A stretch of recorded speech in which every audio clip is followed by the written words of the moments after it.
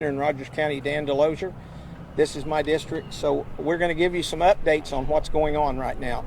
The efforts that we've taken care of, our electric companies here, Verdigris Valley, they're going to speak a little bit and tell you kind of what's going on with where we're at this moment. The brush cleanup is really going well. We've been in all of these additions out here, the worst hit in this area. We're getting all of the brush out, helping the people. We're getting dumpsters in so the people can put the stuff that's in the ditches, the stuff that's all around. A lot of them are here cleaning up their own places, so we're supplying them a dumpster to put their small stuff in. There's going to be a lot of house damage that's going to have to be moved later, but that we'll take care of that later. As soon as we get everything opened up, we're able to get in there. We've got insurance companies here. Red Cross is here, Mercy Chefs. We've got a lot of people out here that are keeping these people well fed. The Sheriff's Office is doing an excellent job with what they're doing. They're taking care of the security. I don't know if they're here right now, but they're taking care of all the security in the area. We're not having any issues there. We've identified some other spots that we didn't know that the tornado would actually set down in. Fern Valley, we've got a couple of houses over there that we found out last night. So we went in to check on them. Verdigris Valley's already been there, and their electric's back on, so they're coming along well. I'm going to let the Verdigris Valley representative speak for a second. He can tell you where we are on electric, and then we'll go back from there. Where is he? There he is. Hello, I'm Danny with Verdigris Valley Electric. Total pole count for this storm was 276 poles. As of 10:45 a.m., we had 43 still on the ground. We've got close to 150 linemen in the field working to restore power. And majority of those poles are in Carefree Valley just to the east here. And that is also where majority of our outages are. The outage count right now is 70 meters. 58 of those are in Carefree Valley. The rest of those are scattered across that's part of our service territory. And we hope to be wrapped up soon. Good job. Okay, Red Cross has got a representative here that will speak also. Hi, good morning. So the Red Cross continues its response in Rogers County, Claremore, and other impacted areas. Today we have teams that are confirming our damage assessment and making sure that they've hit every property that's been affected from east of Will Rogers Downs all the way to east of downtown Claremore. We've made substantial progress on our residential damage assessment in the past several days, and our teams have looked at about 400 homes at this point. By our tally, about 100 have been severely damaged or destroyed, and those people may be eligible for financial assistance later on as we get through the recovery process. For now, we still have a shelter open at First Baptist Verdigris, 25505 South 4110 Road. People can come there if they need a safe place to sleep. They can also come there if they need meals, supplies, any other Red Cross services. You do not have to stay in a Red Cross shelter to get the services that are available there. You just have to come by and see us. Mobile teams have been out here with emergency supplies and meals, and they'll continue to do so as long as there's a need for it.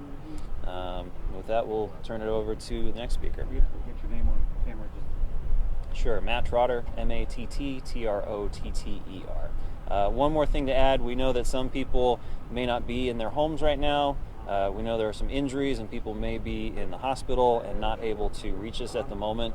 We encourage those folks to call 1-800-RED-CROSS. We can get them logged in our system now, and that way when they are able to meet with us, we already have a record of them and we know what needs they might have already. And especially if people have been injured in the tornado and have disaster-related health needs, we do have staff that can assist them with any disaster-related health needs that they may have. And I will tell you, our ongoing efforts to take care of the brush, we've got large equipment in these areas right now. The least people we've got in there taking pictures, the better. So I understand you want to see, but we need to keep you out of our way. We're blocking roads in there in a lot of areas to keep the traffic down so we can move quicker through what we're doing. We're getting a good run on it right now. We're going to get a lot of this stuff out of here today, out of the additions. Then we're going to continue on the roads themselves. So we've got a lot going on. we've got our Tri-District Chief, Fire Chief here, that he'd like to say a few words. Bob Anderson, Tri-District Fire Department. Since the event occurred, we've had people mobilized. We're going around checking on people, making sure everybody's safe, safety-wise.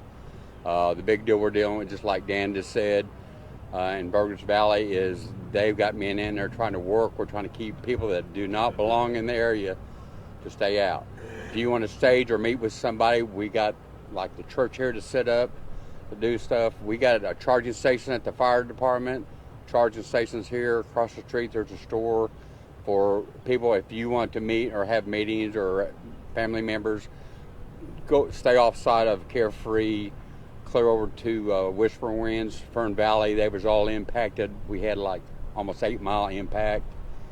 We're monitoring the little controlled burns. We're trying to tell people no commercial burns, just ag burns, small ag burns. Danny and them are coming in, and we've got a lot of waste out there on the streets and stuff. So we're trying to, as a safety for everybody, is to try to keep everybody that does not belong, stay off the streets and stay out of the ditches right there. If they need something, they can call a non-emergency number, 923-4755. That's the 911 center in Claremore. If there's something going on, if it's an emergency, dial 911. And like I said, we're roving around to make sure everybody is taken care of right now, and it's rolling. We can't say smooth. We're making a big dent into this, and I appreciate all the people, the mutual aid packs that come in for the electric company that's helping Dan. It's just, like I said, we're running it, and like I said, it's going to be a long period for all of us there.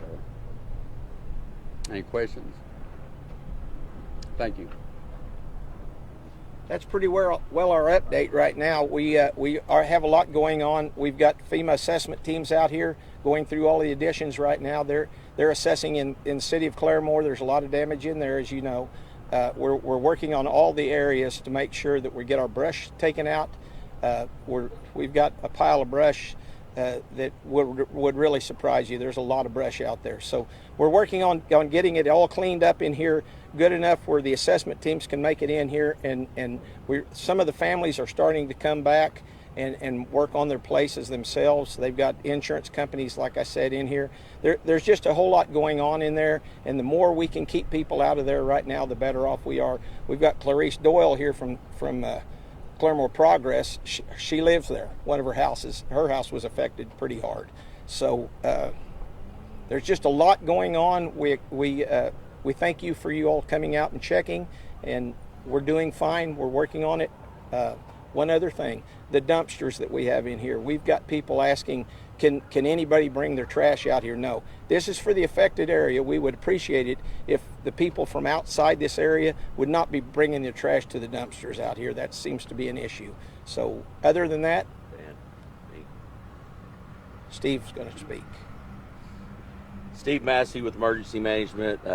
As Dan stated, FEMA's on the ground. They're doing some assessments. We've had some people calling in asking where they could meet with FEMA. Folks, we are not at that point yet. These are preliminary assessments. This has not been declared federally. So I want to be clear. We are still in the assessment phase, and we are not at the point where they're meeting with individual folks. This is just the assessment phase. We're hoping to get there. We just don't know at this point. It looks bad, we know that. It feels bad, we know that. It just takes time to get through all the paperwork and everything. We've had questions about cleanup as far as transformers and things like that. Leave them lay, do not put them in your brush piles. They will be back to get that stuff picked up. The main concern is to get the power up and going first. So they're dropping stuff, letting it lay to get the power up, then they will come back and get it all picked up later. Any questions? Do you have an update on the condition of the 3 people in this area that were sent to the hospital? I do not have an update on that. I have not heard, but we can check into that. Is there a spot designated where people can bring their green waste now? We do not have the green waste set up for the public. That we are requesting that stuff gets put at the curb, and our county folks and our city folks are coming and picking that up from the curb. They will be back through. So if they've been through and picked up once, pile it back up, they will be back to get it again. We just don't have a place for the public to do that. We're trying to keep the public out of the way because those that are trying to do something are slowing down our crews. So we ask, put that at the curbs, let our crews do their job, and it can go much faster. Can you talk a little bit about the efforts to improve cell phone and internet connectivity out here? I have reached out to a contact. We will have about a mile circumference here from the Will Rogers Downs area, Eastern Hills Baptist Church area. They will have a blanket this evening in this area where there will be some wireless internet capabilities for the citizens in this area, and it will be here until that infrastructure is back up. Is that already set up?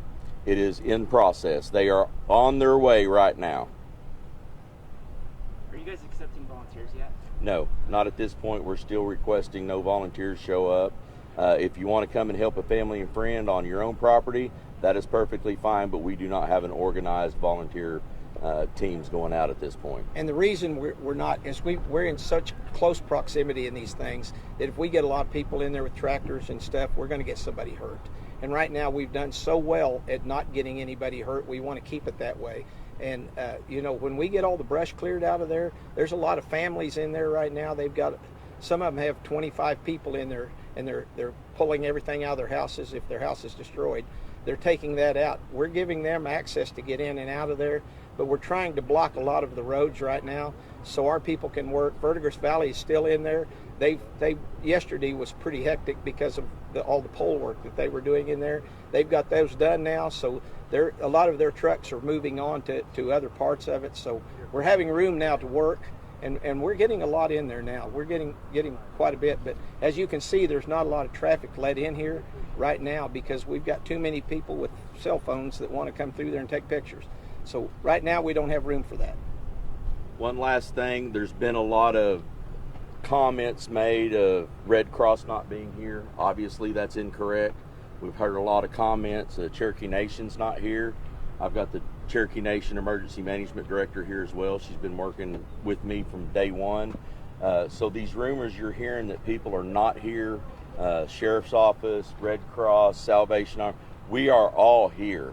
I assure you, we are all here. We've got a unified command going at the Emergency Operations Center at the courthouse. We are working hand in hand and constantly on the phones and talking and making decisions and getting teams out where they need to be. So I just want the citizens of Rogers County to rest assured these rumors that people are not here and people are not helping is completely false. They are here, they are helping, and that's why I wanted to make sure they were here so they could be seen. Can you clarify how much longer a curfew will be in effect and just why there's that big need for it? June 1st. At this point, it may be extended, it may not. We discussed this morning keeping it in effect longer. It just depends on where we are in the additions by then. We're coming along well, but we've still got a lot of brush to get out of these additions and along the roads.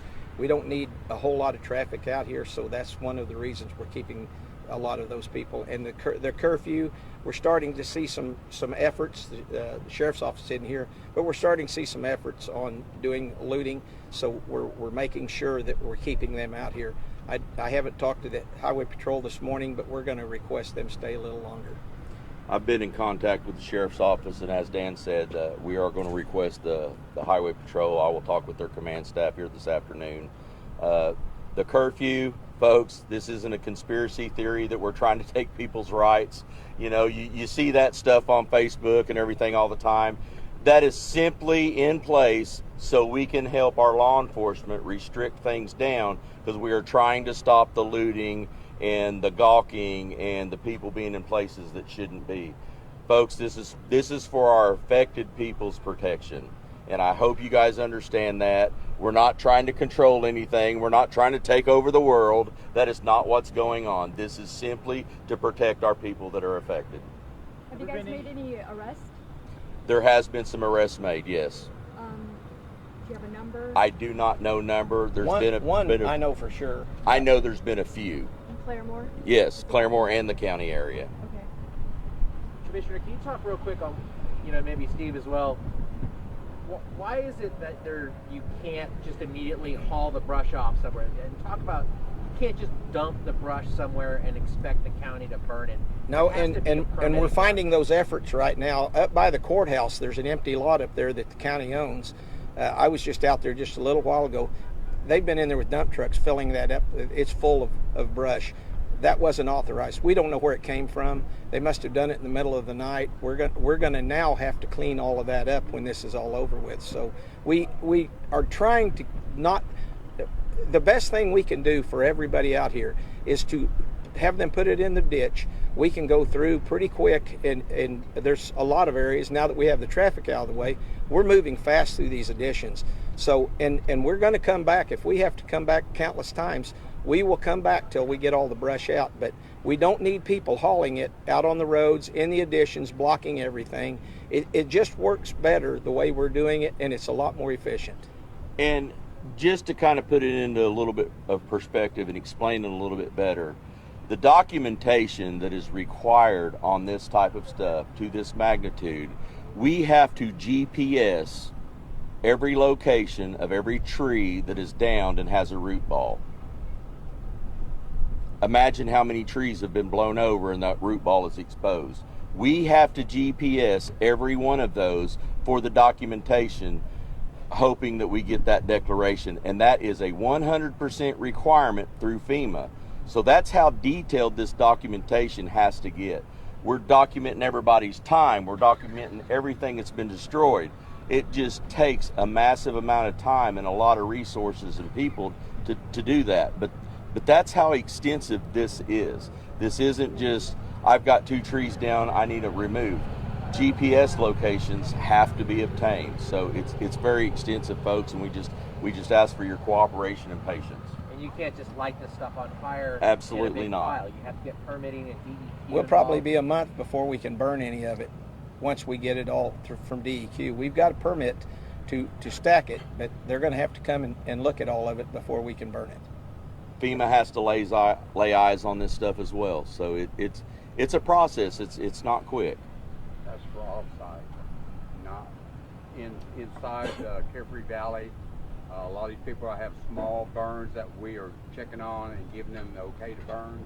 But for everything that Danny is falling off, has to go through EPA, DEQ, and get permitted.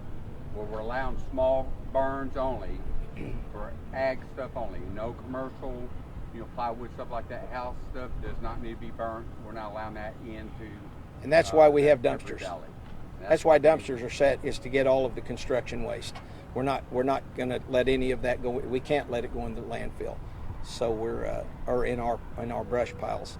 We're not going to allow any of that out there. So anyway, we've got a major pile right now. The city and the county are both dumping in the same area, and we've got a guy on a traco out there stacking it, and it's probably 4 acres, 20 feet high right now. So lots of brush.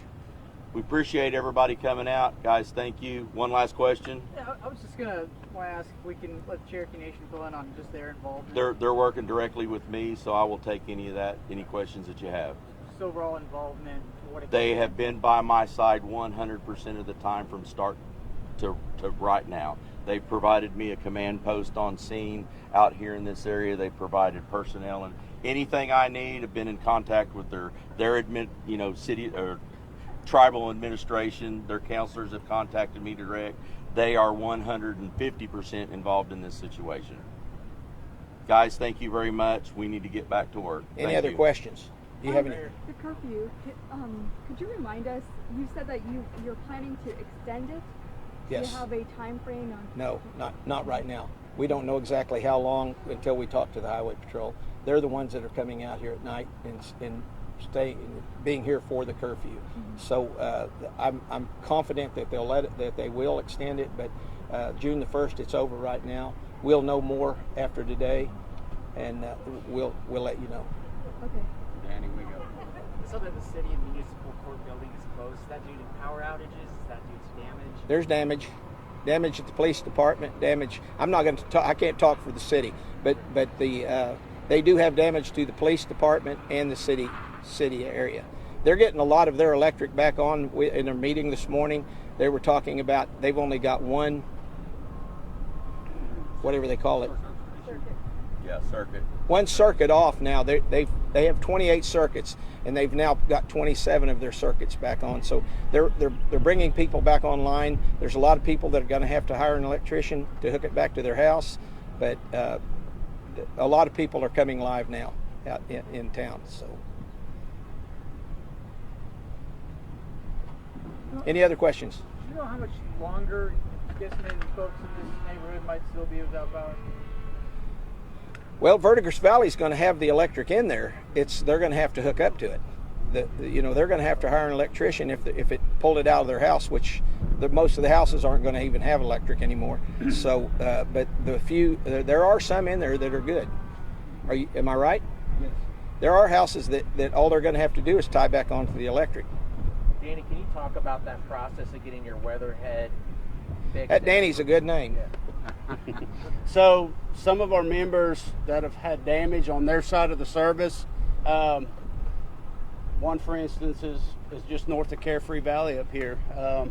Their meters are on the house. The underground electric is what serves power to that meter, and even though the power line isn't damaged, we can't return power to that meter due to damage to the house unless we specifically talk to that homeowner. They understand that their main breaker on their sub panel inside their garage at that point of entry is turned off. Then at that point, that member assumes the liability to turn that breaker on. If that member's not home, we're leaving a note for them and letting them know that they need to have a licensed electrician inspect that sub panel and make sure that it's safe for voltage to return.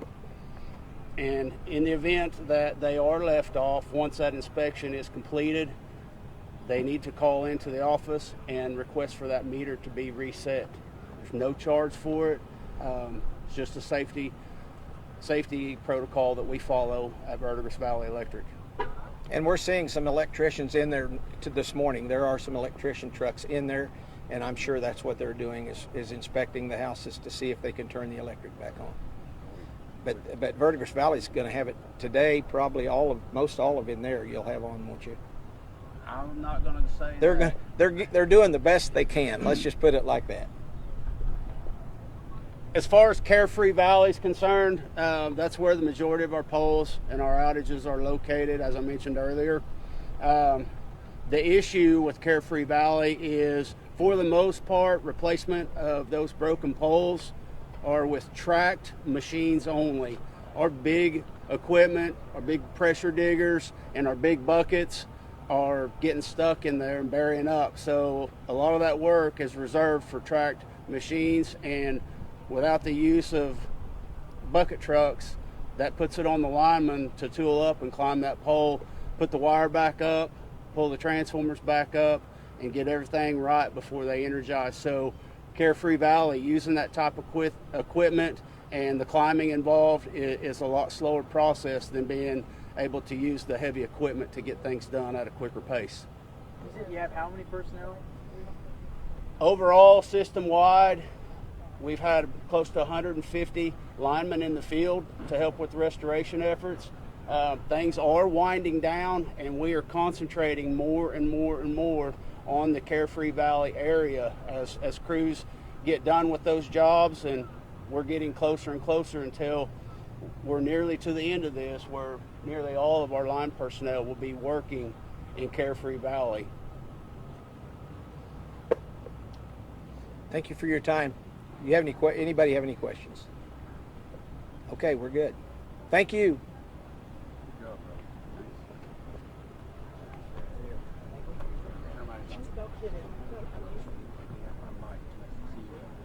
You the man. You the man.